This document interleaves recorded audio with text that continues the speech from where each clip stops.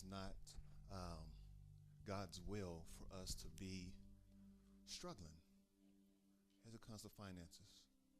I mean, I know the church some church has abused the subject, but it's still in the Bible that God wants you to be in a position where you can be a blessing. And you can't be a blessing if you're always struggling, asking God to pay your rent. And, oh, Lord, I can't help because, I'm going through. That's not God's best. Y'all hear me? So that's why we want to bring in Miss Takaya Anderson. She has victory in this area, and she knows what she's talking about. So what we're going to do is have a little dialogue. I had my questions, but I think we got enough questions here. And then we're going to give her the platform to kind of talk and give you all some practical steps on how to achieve financial independence. Now, how many of y'all really want financial independence? Amen. Yeah, you can clap and throw your hands up and your feet up. So you should be the ones that's really listening then, taking notes. We're going to put it on YouTube, but just in case we have technical difficulties, which we're not claiming, you can at least have your notes, all right? Now, she had years of doing this, and we're just going to kind of discuss, and I want you all to kind of just pay attention, and then when she gets up here to talk about her strategies, don't just say yes and amen. I know we like to say that, but really go into 2019 with a plan. Go into 2019 with a plan that this is the last time I'm going to be in financial bondage. I want freedom. I want to be able to send my children to college and not have to be in debt the rest of my life. Right? Otherwise, you all wouldn't be here. All right? So, if you all would, say amen for Miss Takaya Anderson and clap. We're going to come right up in here, and we're just going to have a quick little discussion. And I just want to, and I almost just put my wife up here because she was just, just talking back and forth. I actually should, still, because they had this chemistry of talking, and she said she's not ready for the spotlight, but I think she is. I think she is. Come on. Well, how about you kind of help tag team me then, all right? Give your mom a mic, and just when it's time, I may just get out of this seat and you have to just come up here. So, and then I'll work the camera. I don't mind being the cameraman. So, Miss Takaya, Yes. thank you for coming. Thank you for having me. So, and can we hear her? Y'all can hear her? Everything? Okay, good. You can't hear me because I talk low a lot of times. She talks low? Like soft spoken. I will give her the headset, but it's like probably. No, I'm good. You're good. Okay. Yes. All right. So, most of us, I'm not sure if you all read the article on her. If you haven't, we're going to kind of explain that. New York Post wrote a piece on this single mom who was hundreds of thousands of dollars in debt. Yes. And now she accumulated $500,000 in savings. And it's like, yeah, how in the world did that happen? So what I'm going to do, first of all, one of my questions I want to ask is, what started it? What caused you to kind of just say, I had enough of debt. I had enough of financial bondage. And what caused you to be serious enough to actually take these steps? And I know you're going to explain somewhere in your teaching about some of the steps, but just personally for you, how did that happen? Okay. First, let me just say, like it was actually a reporter from NerdWallet that Okay. wrote the story on me, and it went to the Associated Press, so it went throughout everywhere in terms of my story of getting out of debt. I am, and just for some people who have not read the article about me, but I'm a real life person, and this truly did happen to me. I am a single mom. I graduated from Howard University undergrad, and then I decided that I have always known that I wanted to go to law school, so I'm a lawyer. And 2 years after I graduated from Howard, I was accepted into Boston College Law School, and I went. I was dating someone at the time, and within the first 4 months of law school, found out that I was pregnant. So it's like, well, how did that happen, and what am I going to do about it now? And so, I stayed in law school, and I'm sorry, I'm looking around, but That's fine. I decided to go ahead, and, I had some people who said, you're going to be a single mom, you might as well just go ahead and withdraw, drop out of law school, and get a job, go on welfare, and I said that's not going to be what I'm going to do. I'm just going to have to figure it out. So what made that when somebody told you what you're going to be and they tried to quote unquote prophesy, this is your life? What was the thing inside of you that just said no? Because I had seen that sort of lifestyle before, and I knew that that wasn't going to be something for me. Okay. That wasn't. I grew up in, and a lot of African Americans, we grew up in urban neighborhoods or urban societies. I grew up in a low to middle class neighborhood. There were a lot of young girls in my neighborhood who ended up getting pregnant. They were going on welfare. You know, that was what happened to them. Okay. And that wasn't a choice that I wanted for myself. Okay. So yes, I wasn't going to allow for someone to put some sort of negative call on my life, because especially when you already have a dream. So ever since I was 8 years old, I always knew I wanted to be a lawyer. Okay. So it didn't matter what anybody said. You can sit there and you can say that I'm not going to do X, Y, and Z, but I'm going to do it. Mm-hmm. So I already had that in my heart. Okay. And I looked at it as really I didn't feel like I had any other option, because I drop out and then I get a job, and then what happens? Like, I was more concerned about not being able to afford or to take care of me and my child on whatever my salary could be versus what it could be in the future. Right. So it was that, and it was like, you're not going to destroy my dream. Mm-hmm. And so obviously, and That's I know I'm going. And I didn't mean to cut her off, but that's profound what she just said. You're not going to destroy my dream. You got to have some type of quality decision that no matter what somebody says, I am going for this. And if you don't, if I can respectfully, if you don't have that, you run a very high risk of just being the status quo. Would you agree? Absolutely. I mean, you have to be stubborn to a certain extent, and you have to. My idea of going to law school or anyone pursuing an education, like it's what is within your heart, and you're always going to get naysayers. You're always going to get people, regardless of what it is that you want to do in your life. There's always going to be somebody, family members, who should be more supportive, who are going to tell you, you shouldn't do that, or you're not going to be able to do that. But if you have the desire within, then you're going to be able to accomplish it. And it wasn't like everything that I did, like having a child, period, and tons of moms in here, and there's just tons of moms, period. You know that that's not easy to even have a child, and then to have a newborn and be in law school and having to deal with that. So, like I said, that was, to me, my dream was always to be a lawyer. Didn't necessarily mean that I had to practice law. I didn't really know what I wanted it for, but I just wanted to be it. That's what I wanted to be. And so I was already in the situation where I had the opportunity to be a lawyer, so why stop just because I had a child? Exactly. I was just going to figure it out. Oh, I love that.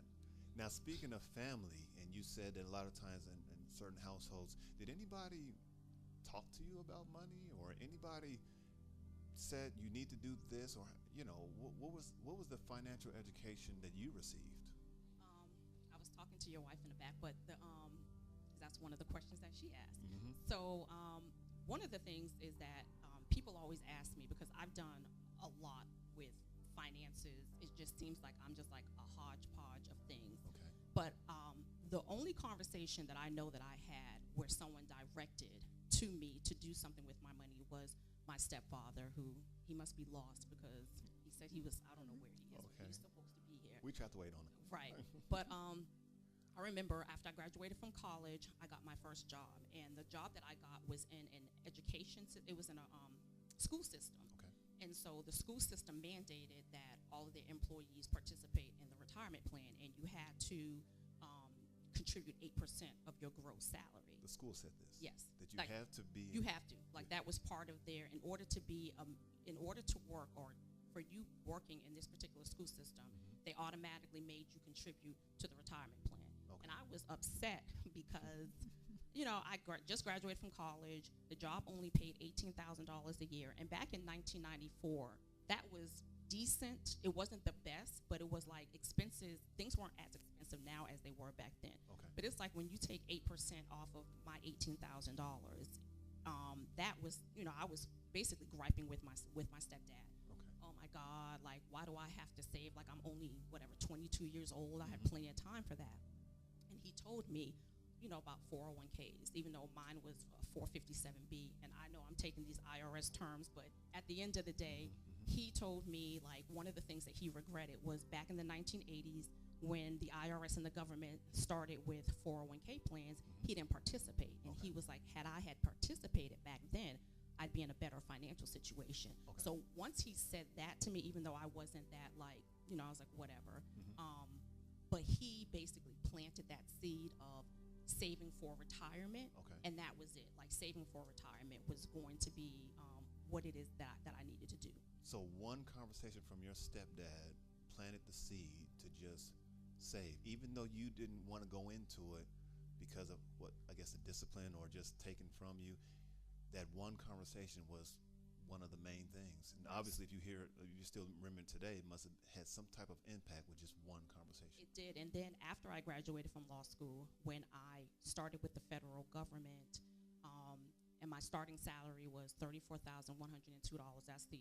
I just remember that. Okay. But because I was like, oh God, I have a kid and I have all this debt. But one of the things that I was kind of upset about was the IRS had this requirement that you had to wait a whole entire year before you started investing your money. Okay. So even though I was, making that's my stepfather. Okay, that's the one again. We're gonna say, hey stepdad, how you doing? Everybody say, hey stepdad. Okay. So that's the one that gave you the advice. Yeah, Michael, I'm sorry. I was telling them about, and you probably don't remember this conversation, when I was got my first job, and I was complaining about the fact that the school system made me contribute to the retirement plan. Yeah, he remembers. Okay. So yeah. Okay. So I told them that. So yeah. So with the federal government, they made us wait a whole entire year, and I was upset about that because I wanted, because of the conversation with my stepdad, like I wanted to start saving anything, even if it was only 2% of my salary or 3% of my salary. I wanted something. Okay. And I don't want to be like other people and still be working until I'm like 60 or 70. Okay. So I knew that because I graduated from law school when I was 27. So I knew at the age of 27, I didn't want to be like working for the next 40 years. Yeah. Even if I didn't have to work for the next 30 years, that would be great too. Okay. But that just, I didn't want to be that. Okay. Do that. So he put the plant, he seeded it, and then it just went from there. Okay. And can we get her the other mic from Maryland, please, if you don't mind? Our mics is going out. We're going to fix all of this. Thank you. All right. And so, okay, so you graduated from college, and you had all of this debt. So Law school. My Law parents school, paid for college. Okay. Yeah. And so your child was, Two. she was 2 at this time. Yes. Okay, so you have this 2-year-old baby, and you graduate from law school. What's the first step you did once you start saving? Well, take us through that journey as it relates to what are some of the practical things you did to get to be where you're at now. That's like, yes. That's okay. Let me just try to think, because that's a big, long question. But It is. so when I graduated from law school, my daughter was still in diapers. She wasn't even 2. She was going on 2. And so that's an expense. What I did was, I can say that let's backtrack to how I survived even when I was in law school with a child. So being in law school with a child, I was able to get student loans. But the student loans that I got, they gave me about an extra $1,000 or $2,000 a year, which wasn't a lot. And everyone knows that it's like when you have to pay for child care and all that other stuff and diapers, and the money didn't work. One thing that I did was I did have a family member who watched my daughter, and she was awesome, so she didn't charge me a whole bunch. Okay. Another thing that I did was I did get food stamps, and I also got WIC. Okay. And that was like really, really, really helpful in terms of keeping stretching my money. And I didn't have cable.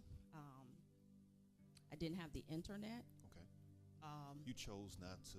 I couldn't afford it. Okay. So it's like, if you can't, I'm not one of those people that if I can't afford it, then I can't afford it. Okay. And I never even told my parents, I would never tell them how much I was struggling, because it was for me, I'm an adult. Right. Even, and I got into this situation that I got pregnant. I was an adult, so I don't want to burden them, because they did what they needed to do to raise me. So I never really told them. Unfortunately, I had to use credit cards and things of that nature to kind of fill in everything. But I didn't spend a lot. I wasn't lavish on anything. Okay. Again, I didn't have credit cards. I did have credit cards. I didn't have the internet. I didn't really go out eating. I didn't do a lot of stuff. And so, this was going on too. But going forward with, once I graduated and I had my daughter and I have my salary, the only thing that I could do, I mean, there was a couple of things that I could do, like defer my student loans like other people do, but in terms of living, it was like really like day to day. And it was like really, even though I didn't put an actual budget together, in my mind, I already knew what I couldn't spend versus what I could spend. So you didn't go out to eat with friends or take a lot of vacations? Or There was no such thing as there was a no vacation. such thing as vacation. Okay. So most people will say, oh, goodness, I don't want to do that because I don't want to live in a bubble or a hole and I can't have any fun, no cable, no internet. How would you address that? For me, I looked at it as a temporary situation. Okay. So I didn't know how long it would actually take me to get out of debt, because my method of getting out of debt was kind of like unconventional in the beginning. Like I didn't learn about like Dave Ramsey and the debt snowball until like years later. So I didn't look at it as I'm not having fun, because I really honestly couldn't afford it. So things like that were not going to be a priority. I know that maybe like a month before my daughter turned 4, my whole entire family, we went to Disney. And the only reason why that I could fund that was because my grandmother passed away and she left a little bit of money. So if it wasn't for that, I'm sure I wouldn't have gone. My vacations with my daughter didn't start until after I got out of debt, which was when she was about 13 years old. Like that's when we started doing vacations. But there, in my mind, there's no reason, if I'm already in a hole, there's no reason for me to dig a larger hole for myself. And I love that because some people say, well, I gotta have some fun. I mean, I just work all the time and I don't want to, just spend my life working. I gotta have some fun. And then you saw it as, this is just temporary. My plan is to get out of debt. And so you took radical steps to do that, and as a result, you live in this victory while everybody else is still trying to, catch up. And so I guess when it comes to certain advice to people who just, gotta just have this thing for Christmas or birthday or what have you, would you say it takes some type of mental discipline to just say, no, I don't? Yeah, definitely. Like, I mean, you just have to, it's about sacrificing.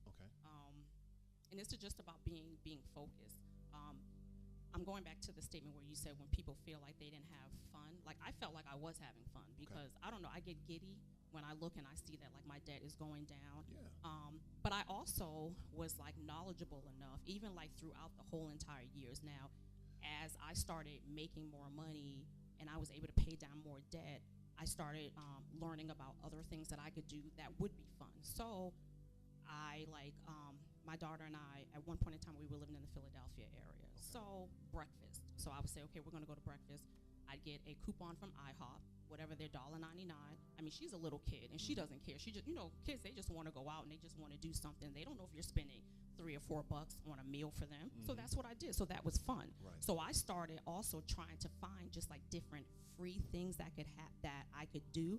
When I was in Boston, my mom worked for a company, but also she was able to get us free passes to like the aquarium. But you could also get those same things from the local library.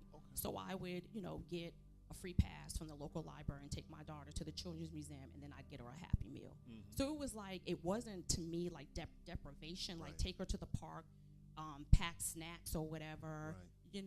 There's tons and tons and tons of things that you can do nowadays that doesn't cost money and that you're not bored, and I wasn't. That's awesome. So how did you accumulate this? What happened that caused you to be now, I paid off all my debt? What was some of the things that you get? I don't want to say that you get any loans or credit cards, but what happened? What are some of the things? How did I accumulate the debt? Yeah. Okay. The debt, as I stated, thankfully, my parents paid for my undergrad. And then I remember trying to convince them to kind of like help, like pay for my law school. My mom was like, "Oh, we're not doing that." So when I went to law school, I actually had the first debt that I had a little bit of credit cards. and then I also had a car loan. So at the time that I went to law school, I think I only had like $3,000 owed on my car. So that was like the minor debt that I had. Okay. Law school, when I look back, because I had to figure out for the article that was written how, because I don't, when you pay off debt that long ago, you don't really remember what the numbers are, thank God. So I had to go back, and I was like, okay, so I took out about $80,000 in loans for those 3 years, and then tack on interest. So I estimate that by the time that I graduated from law school, just in student loans, it was $111,000. Okay. Yeah, I know. And then, I think about 2 years after I graduated from law school, I paid off the car, but it was like I was using the credit cards all the time. Okay. And the credit card on a couple of occasions, and I'm embarrassed to say it was several occasions, got to like $15,000. Okay. So I'm just, keep on swiping and swiping and swiping. So with the student loans, credit cards, and then I had another car note, I don't know. I think I probably had like about $135,000 worth of debt. So the first strategy that I did was back in like the 2000s, I purchased a house. I purchased actually the house that my parents raised me and my sisters in. Okay. And I bought it from. I have a twin sister, so I bought it from her. At the time that I bought it, maybe about a year later, the housing market started rising really, really fast. Okay. And so I guess I must have been seeing things on the news about people doing equity loans and refinancing homes and taking cash out of their homes. Okay. So I contacted a lender and said, this is how much I bought my home for, which was at the time it was like $94,000. Okay. And I think homes at that point in time were going in my neighborhood for like $210,000. So I said I want to take $66,000 about that out, and I want to send $55,000 to Sally Mae, and then I want to send the other $11,000 to my credit card. So I remember when the loan officer, he was like, what do you want to do? And I said, I want to pay off like this debt. And he's like, most people call here and they're talking about, buying a second home or buying like a BMW or a Mercedes. Mm-hmm. He's like, I've never had a call like this before. And I said, well, I'm in like major debt, and this is what I have to do. And even though it probably sounds counterproductive to do that, but when I did the math, I was saving myself at least $200 a month, and that helped me out. And again, like once I sold the house, that debt was completely gone. So that loan officer is used to people getting equity loans so they can buy material things, a BMW or something else, and you are the first one who says, I want the loan so I can pay off the debt. Correct. And $50,000 towards Sally Mae. That's where we going, baby girl. I'm telling you. Towards Sally Mae, to kill Sally Mae, and then the other toward the credit card. Correct. That's a brilliant strategy, and it instantly gave you a whole lot of freedom. Obviously. Correct. Yeah. Correct. So what happened after that? I kept, in my job, I did really, really well while I was in the federal government.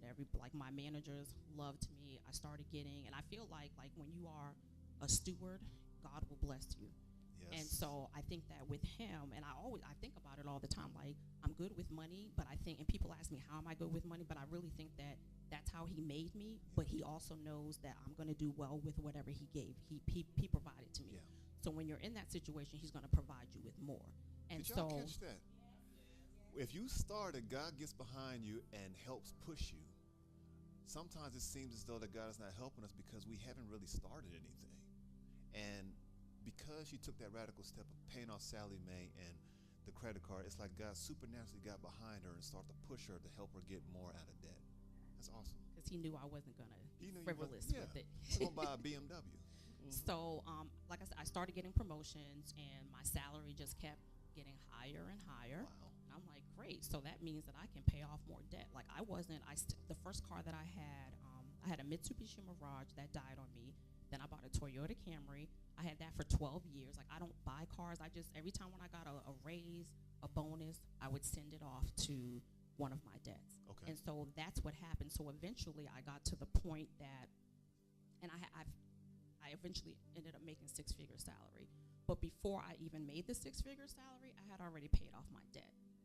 And so I was just sending, like, if you saw, like, the apartments that I would get, like, any apartment that I get probably only cost, like, or was only, like, $1,100 or $1,200, which that's relative or whatever, but based upon my salary, I could have been You at a could've had- higher. yeah. I could have just gone ahead and got a BMW. I could have gone and done all sorts of stuff, but every single dime. Like I remember one year, the federal government, some agencies, they actually give you bonuses. Okay. And so, and it's not a large, so I don't want people thinking, oh my God, but like the bonus that I got that year was probably like net of $1,600, and that was almost the exact amount to pay off my car. Wow. So I sent it straight to the car. Like I was like, okay, I'm paying this off. And I remember some of my coworkers were saying, you know, what are you gonna do? What are you gonna buy your daughter? And I was like, I'm not. Oh no, I was like, that's going towards my debt. I said she gets enough from her dad and from my parents. That's going towards my debt. So that was always my mindset was the more I make, it's going to be saving. It's going to be going towards debt, and it's going to be going towards savings. So and that's every bonus, every nickel, every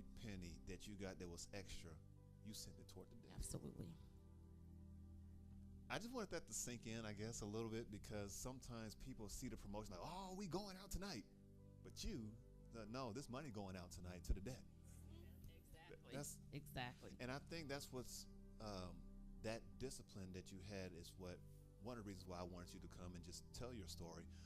But to me, it just seemed like, and you said you haven't read the Dave Ramsey at that time, so it's like God was just, to me, it seemed like God was just teaching you how to just manage the money, and then he provided extra resources to kind of help you sustain it. But unfortunately, I still had an addiction to credit cards, so he didn't come down and talk to me about that. Okay. I was like, oh, I just keep on using these. But like I said, I think that I was a good steward over my money. Okay. And so I do feel like he blessed me. Not to say that other people can't be blessed, but I did well with it, and I wasn't flashy with it. Not to say that you can't be. Right. Like my mom always has this, if she was here, but my mom feels like I don't do enough for myself. And she's like, go spend money on yourself. And I'm like, no, because it's like I want to save something. And especially, again, I didn't want to be in a situation where my daughter was 2 when I graduated. Okay. So that means from law school, that means 16 more years she'll be in college. So it's like, how am I going to be paying my student loans and helping her, or like, because I did want to pay for her to go to college, regardless of where the college was. So even in the interim, going back, even though I was broke and I'm paying off all this debt, I did end up establishing a college fund for my daughter when she was 4 years old. Okay. I started saving for it when she was 3. And how I did it was back in the 1980s, and some of you all don't look as old as me, but Oprah used to be on, and she had this series where she was talking about spending money, spending cash, and saving the change. And so I started using cash, and then I would take all my change and I would put it in a jar. And sometimes I would put like, yes. So I put it in a jar, and I would even put like dollars. Sometimes, and at some point in time, I got to put like dollar bills in there. But at the end of the year, I had about $135 saved. So I was like, okay, this is her initial college fund. I went to my credit union, and I said, I have this money, and I want to start kind of like a college fund. So I opened up a checking and a savings account for my daughter. They told me to open up some educational IRAs, which are certificates of deposits. Okay. I wouldn't recommend that to anybody because I think 529 plans are a lot better. But anyway, at that point in time, I didn't have any knowledge of really anything. I just wanted to save money. So I set it up, and then I started having like $25 a pay period just going into her account for that. When I moved here to Georgia, I met with a financial advisor. And she's the one who told me, like, take the money. She was like, don't contribute anymore to the educational IRA. Go ahead and start contributing to the 529. Open up a 529 plan and start contributing to that. Okay. So you just, and let's go back to that. You said you just met with a financial advisor. Is it too early to meet with a financial advisor, in your opinion? Or do you have to be at a certain stage? Do you have to already be out of debt? Or I guess my question is, how can somebody start, and I know you're going to get in when it comes to investing, but how does somebody get to the point where they can, they're trying to get serious and they want to start saving, and they don't have somebody like you?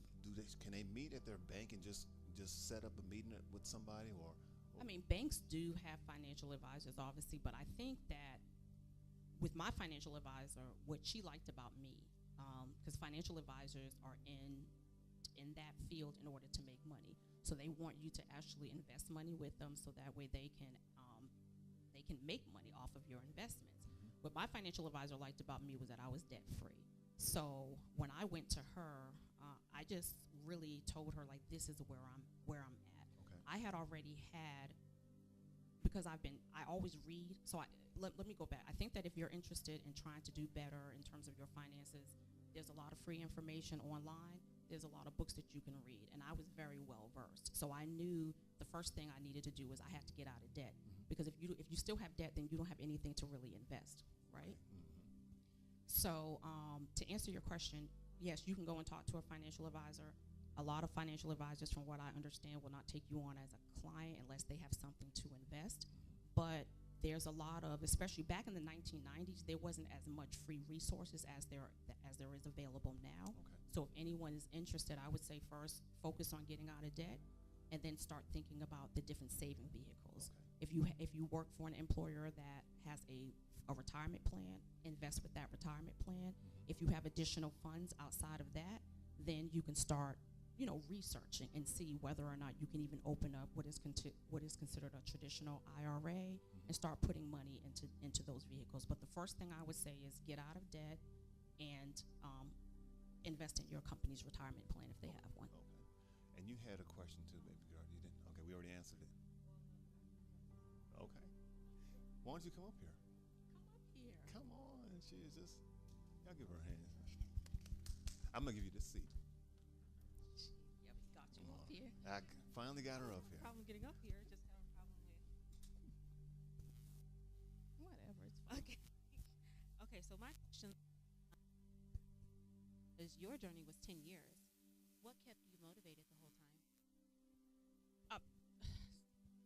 I'm going to say that it was kind of hard, because I stayed motivated because, like I said, I felt like it was temporary, but I didn't know exactly what temporary meant. And I'm not going to lie and say that it was like completely easy. Like, looking at other people taking vacations and buying stuff and doing whatever was not the best. But again, like, my focus was that I didn't want to be into my 60s and 70s still paying off debt. And that was my thing. I wanted to be able to get to the point that I can actually go into a store and I don't have to look at whether or not the item is on clearance. Or if I decide I want to take a trip, I don't have to sit there and save for years in order to basically take a basic trip. So I felt like, and it was, the way that student loans work is, which I didn't realize how they were, there's capitalized interest. So it's like the company, like Sally Mae, will just keep on just putting more interest and more interest and more interest, and you're never out of it. And who wants to be in that situation? So that was my focus, and that's what kept me motivated.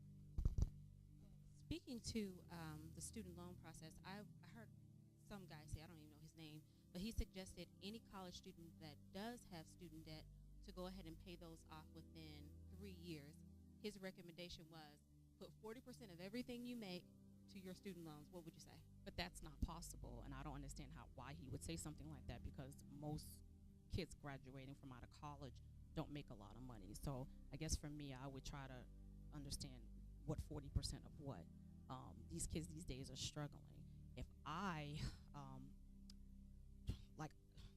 would say that for people trying to pay off student loans, like, I have suggested different things to people, like get a roommate. Like, I think a lot of times, one of the things which is funny, and let me go back because this is student loans. I remember when I was in law school and we had at the beginning of the law school, the financial aid people came around and they said, if you, it was something to the effect of live like a student. What they say? If you live like a lawyer while you're a student, then you're going to live like a student while you're a lawyer. So I would say that, like, have roommates. And again, like, his thing about 40%, I don't see how that's possible. My recommendation is, I know that there are some students who will say they want to get their own place. Why? Like, get a roommate. There's nothing wrong with getting a roommate. You had roommates in college. If you have to pack 5 of you all into a house, then go ahead and do that. And there's a lot of things that, unfortunately, once you have the student loans, it's crazy, but I do believe that there are things that a lot of people can do. I just feel like they don't want to do it. I think that people feel like, well, when I was a student, I only had X amount in student loans and I wasn't able to live a certain sort of way. But if you don't catch it sooner, then you're going to be in that situation forever. So I don't agree with that. I think that, like I said, getting roommates, don't buy a car. Even if you have to, I know of some millennials who I've spoken to, and it's like, well, why don't you get a part-time job? And I remember one guy, this young millennial was like, you want me to work a full-time job and part-time job? I said, I did. I was like, what are you talking about? So it's like, I think that, you have to realize that if you want to get a handle on those student loans, you either save for it as best as you can, get scholarships, but figure out cost-effective ways to not accumulate the debt while you're in school, and cost-effective ways to not continue with the debt when you graduate from school. And then also just kind of speaking to practicality, what are some more practical things that either high school students can do or college students can do to set themselves up for success? Not necessarily, maybe they have started on the path with student loans, but it's not. Are there some practical things they can do before it gets too extreme?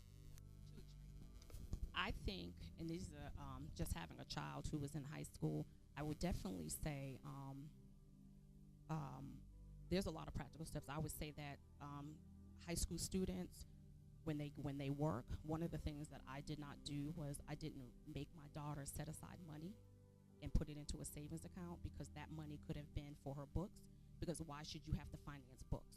Like, whatever it is that you can do to kind of like reduce the expenses. Tuition is tuition, fees are fees.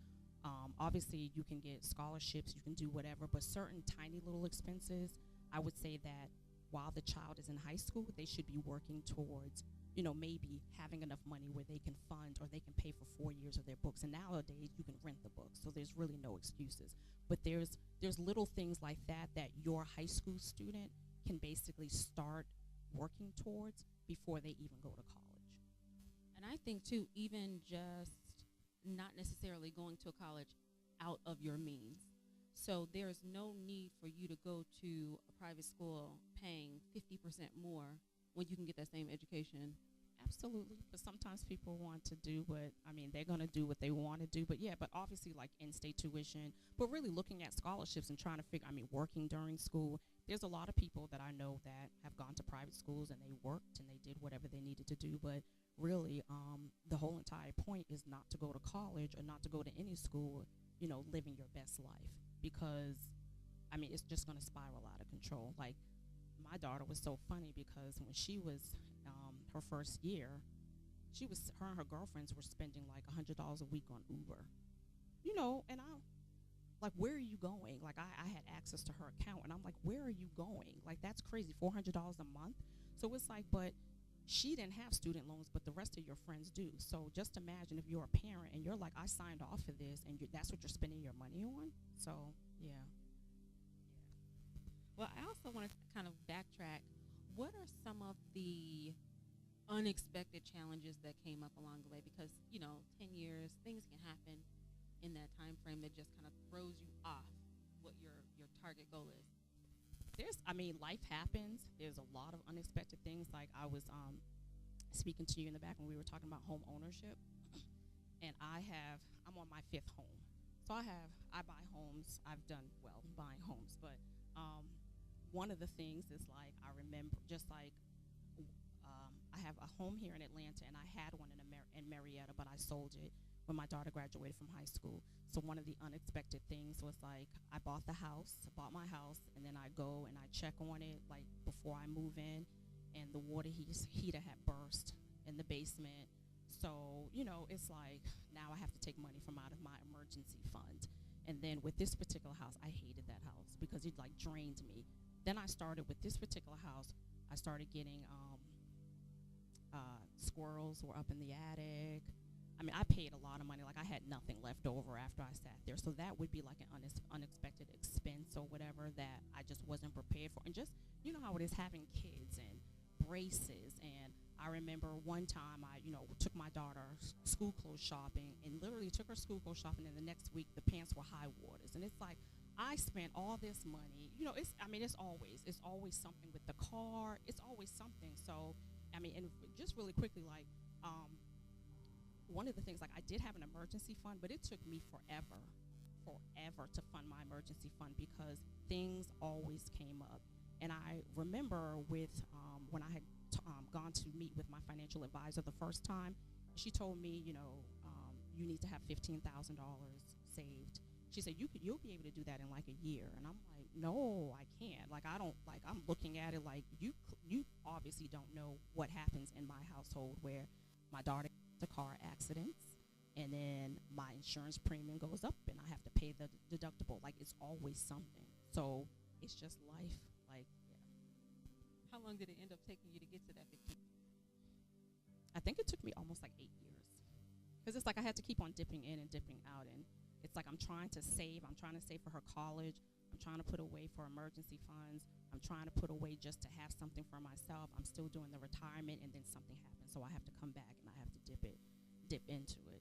So it's always, and then I let somebody borrow some money, and that was, don't ever let anybody borrow any money. That would be a whole entire session. So I was like, God, why was I so stupid?